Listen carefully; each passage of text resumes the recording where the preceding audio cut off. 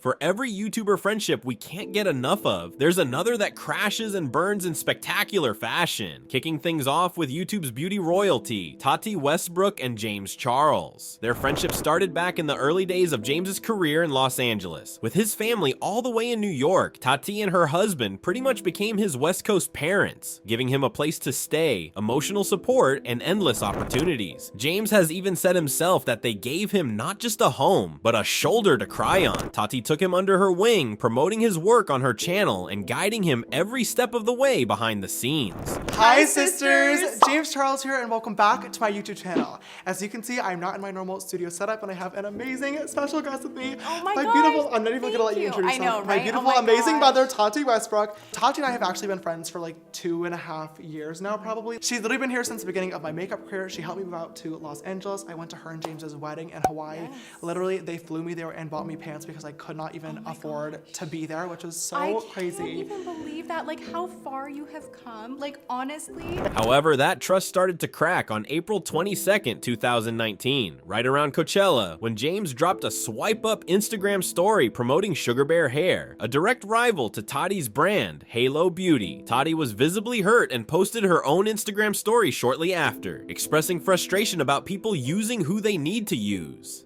And through this whole journey of YouTube, I feel like I have been someone who's been super supportive to my friends, and it's been really crap to feel like, not that you should do things to get support, but like, you know, we should support one another. That's how it should be. And you know, I'm having one of those days where it's like smacked in my face of what's what, and having to take a look at things and realize what they are and not wanting to realize what they are, you know?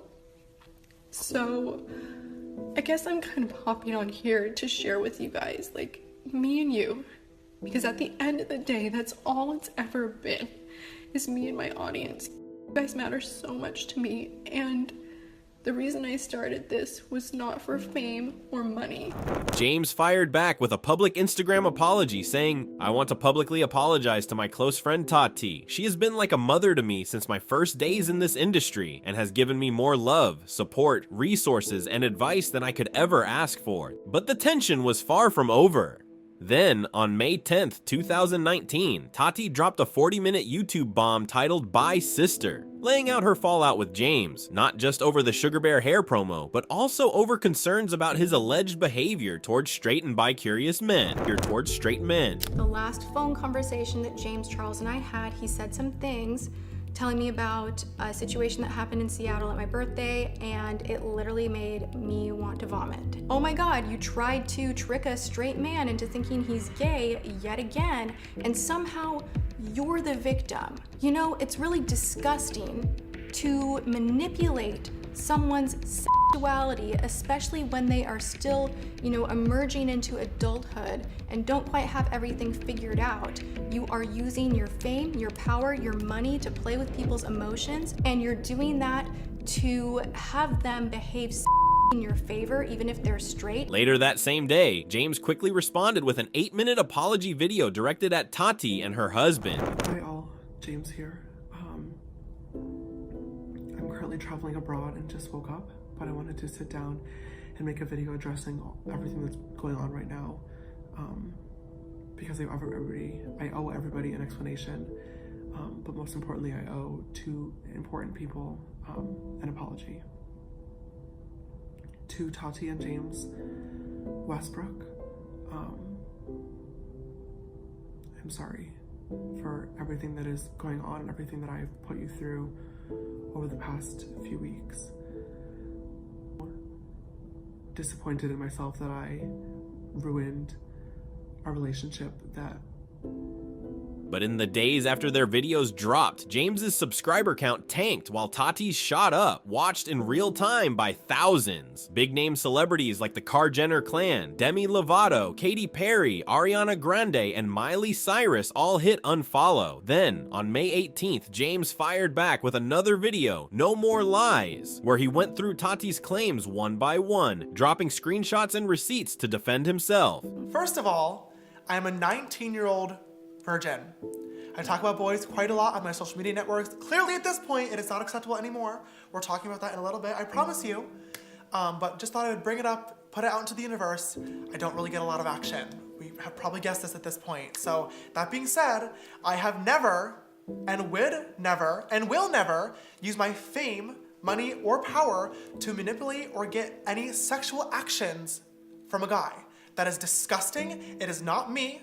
And the fact that Tati brought this up blows my mind because she knows the real story. Tati did not reply with another video, instead tweeting that she would take a break from the internet and refraining from further public comments. By June 3rd, she had deleted all feud-related videos and returned to her usual beauty tutorials, offering no mention of the controversy. But in contrast to this high-profile fallout, some creator friendships have endured the test of time, such as the bond between Dream and George Not Found. The two first met in 2012 or 2013 on Bad Boy Halo's Minecraft server, Munchie MC. Dream had originally contacted George about coding a plugin together, but after receiving no reply, he taught himself to code and eventually joined the server as a developer. Their friendship deepened as they competed in Minecraft challenges, later exploding in popularity during the Dream SMP era from 2020 to 2021, when millions tuned in for their chaotic adventures and quick-witted banter. What made it even crazier was that for years, George had no idea what Dream actually looked like. The creator always hid behind that simple black and white smiley mask. But that all changed on October 3rd, 2022, when they finally met face to face. However, their closeness sparked fan speculation that they were secretly dating. Oh my god. There he is. It's so bright, I can't even see. You're like a god with the sun.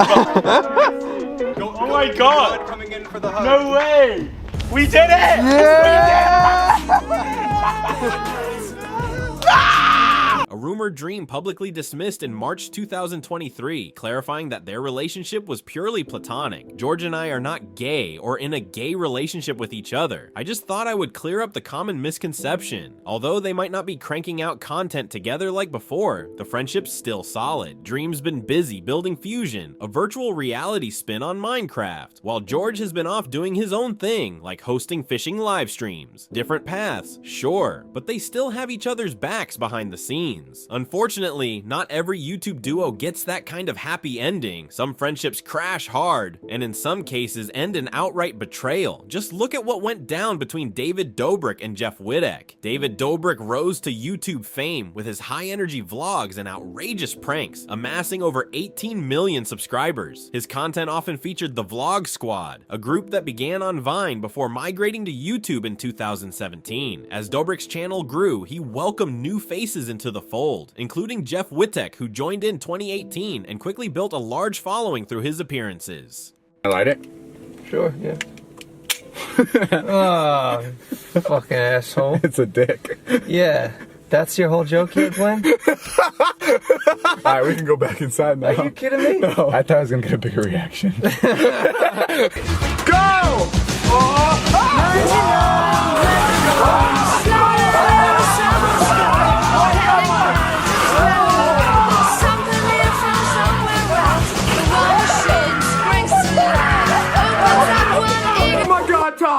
Todd, look! Look! Oh my god! Holy shit! But their friendship came to a crashing halt after a June 2020 stunt at Utah Lake went terribly wrong. While filming what was supposed to be part of Dobrik's big social media comeback, the group brought in an excavator to swing people over the water. At first, it was all about wakeboards and inflatables, but then Dobrik amped things up, suggesting they swing participants directly by a rope. When Wittek took his turn, the machine spun out of control, slamming him into the crane and leaving him with life-changing injuries. The recovery took at least 9 surgeries, and Wittek later said he covered $90,000 in medical bills out of his own pocket, claiming Dobrik refused to help. By late 2020, Wittek was barely showing up in Dobrik's videos, and in February 2021, fans spotted that he'd unfollowed him on social media. Then, in February 2022, Wittek broke his silence on a podcast episode titled Dear David, accusing Dobrik of trying to pin the accident on him. This guy for so long, and there's so much more to the story than just him not texting me for a week after I had such a drastic surgery where I could have been blind. You know, I woke up from surgery and a day goes by, no text from him. Another day goes by, no text.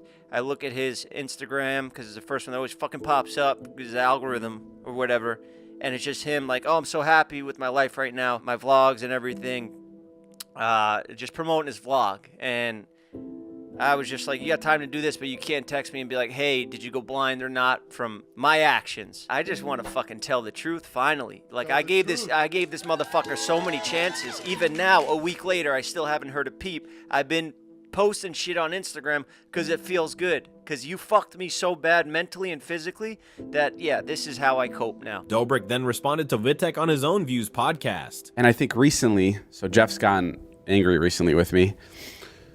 And I don't know. There's a lot of layers to it, I feel like. And you can correct me if I'm wrong, but I think one of the main reasons Jeff is bummed with me right now is because he saw me do an interview where I said something that I promised him I'd keep between us.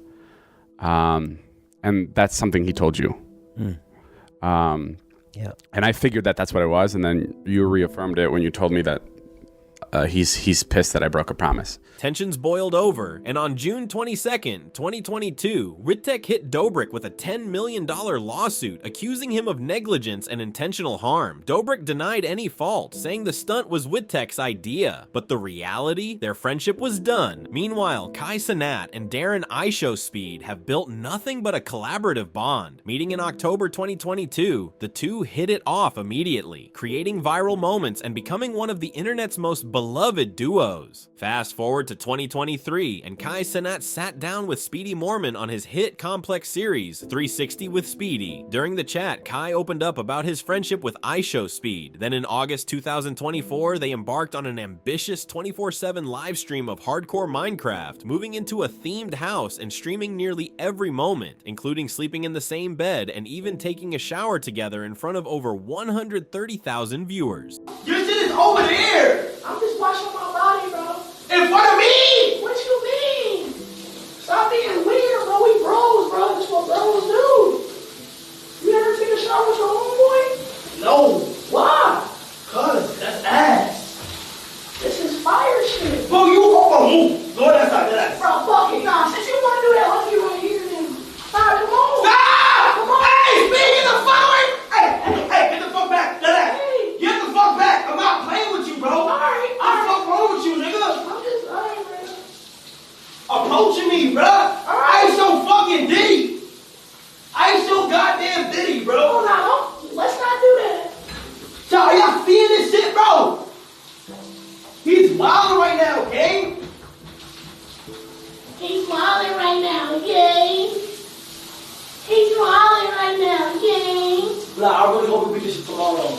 Now, word. After 5 days, more than 105 hours of play, and 42 in-game deaths, they finally beat the game, solidifying their status as one of streaming's most entertaining partnerships. Now, when two people push through challenges like that, it's tough to break their bond. But let's be real, facing something that intense isn't for everyone. Shane Dawson, often dubbed the king of YouTube for his conspiracy and investigative videos, grew especially close to Jeffree Star while filming his expose-style series. The Secret World of Jeffree Star pulled back the curtain on Star's life and booming business empire, while also capturing Dawson's first steps into the beauty industry. Their collaboration, complete with the Shane Dawson x Jeffree Star makeup collection, generated millions in revenue and cemented their partnership as a cultural moment in the YouTube beauty world. But by mid-2020, the alliance unraveled. On June 30th, Tati Westbrook released a video implicating both Dawson and Star in the infamous 2019 beauty community feud with James Charles. Dawson fired back almost instantly on Instagram Live, accusing Westbrook of playing mind games, while Star stayed quiet for about a month before finally breaking the silence on July 19th with Doing What's Right, where he apologized to Charles.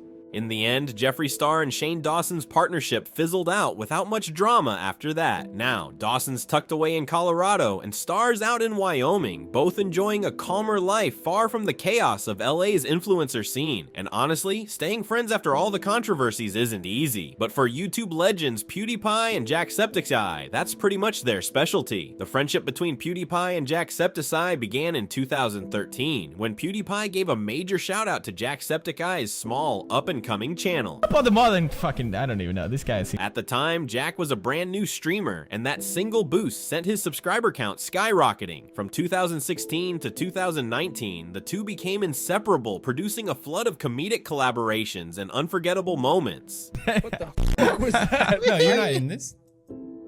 Oh, there I am, my puppy. I don't have heal powers. Wow, that's me. What kind of sunflower are you? Oh, don't I remember cross this. streams. This is how avatars make love. We gotta Yeah. cross streams. Can I get in? Kids, you know what this means? We cross streams, bro. We cross streams. Oh, it's such a flowing chemistry. Already making jokes. Wow.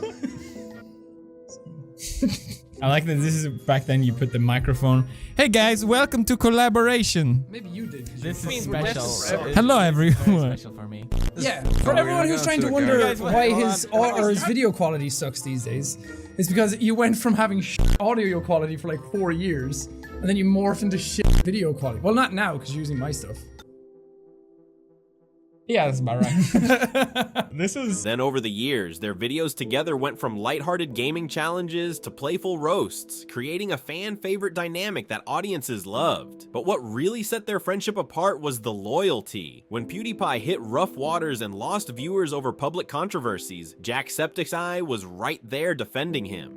But you see, their friendship played out during a golden era of YouTube gaming, back when PewDiePie, Jacksepticeye, and Markiplier were known as the Big Three. They used to collaborate all the time, but as the years went by, those team-ups slowly disappeared. And of course, fans couldn't stop speculating why, especially when it came to Markiplier and PewDiePie. PewDiePie and Markiplier's history began in the early 2000s and 10s, when both rose rapidly to fame, Felix starting in 2010, Mark in 2012. Their collaborations, from challenge videos to comedic skits with Jacksepticeye, routinely went viral, amassing millions of views. Yet as the years went by, their joint appearances became rare, and fans began to wonder what was going on. By 2021, PewDiePie finally addressed the rumors head on, but despite him insisting there was no falling out with Markiplier, fans couldn't shake the feeling that it was all just a cover story. In truth, no one really knows what to believe, but while things with PewDiePie might not have gone as planned, Markiplier's journey with Ethan Nestor, better known as Crank Gameplays, was a whole different story. They met in 2014 at PAX East, where Ethan earned the nickname Backflip Dude after an impromptu stunt during Mark's panel. 2 years later, Mark brought Ethan out to Los Angeles to work as one of his editors. Most of the time, Ethan stayed behind the scenes, but every now and then he popped up in videos. After a year, he decided to focus on his own channel, but the friendship stuck. In fact, Ethan even joined Mark on his You're Welcome comedy tour in 2017 and 2018. Then that bond led to one of YouTube's most unique experiments, Unus Annus. Launched on November 13th, 2019, the joint channel had one simple rule: post one video every day for exactly a year, then delete everything. Over those 365 days, Mark and Ethan dove into bizarre challenges, deep philosophical musings, and plenty of surreal humor. The experiment pulled in over 1.7 million subscribers and wrapped up with a huge farewell live stream exactly 1 year later.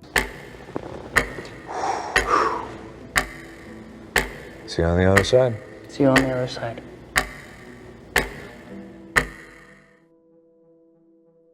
Though Unus Annus could never return, it proved the creative potential of their partnership. Since then, Mark and Ethan have continued channeling that same experimental spirit into new projects, reinforcing their reputations as two of YouTube's most inventive and beloved creators.